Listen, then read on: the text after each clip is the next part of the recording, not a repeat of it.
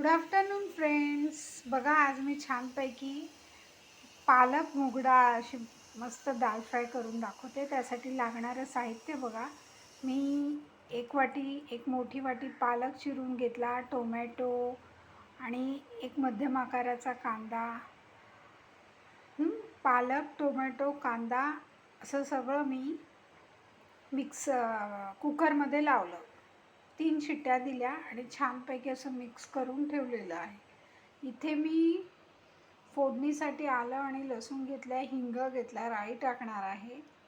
आणि मी मसाले काय घेतले ते सांगते. काश्मीरी मिर्च पावडर, मालवणी मसाला, धणे जिरे पावडर, गरम मसाला, किचन किंग मसाला, मीठ आणि हळद आणि हे लागणारं तेल.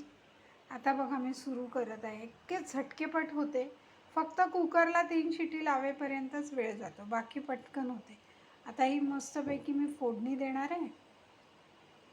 मग फोडणी गरम झालं, तेल गरम झालं की आपण त्याच्यात मोहरी टाकू.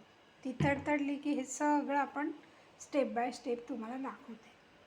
इथे 1 चमचा चण्याचं पीठ असं घोळवून ठेवलं आहे, म्हणजे बाइंडिंग येण्यासाठी. आणि थोडं आमसूल टाकणार आहे नंतर.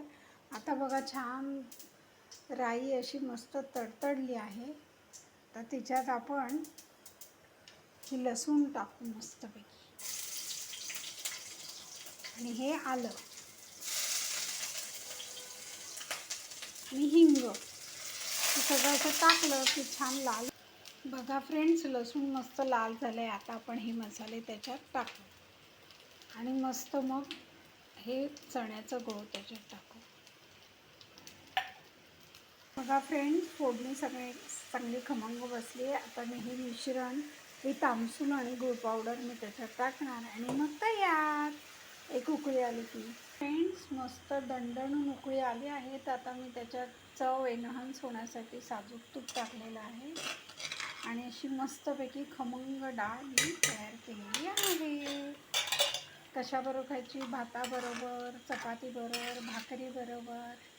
वा वा वा वा, सुंदर डाळ तयार आहे. या लवकर खायला. अशा प्रकारे एक उकळी करायची आणि मी इतकीच थिक ठेवणार आहे. तुम्हाला अजून वाढवायचं असेल पाणी तर वाढवू शकता.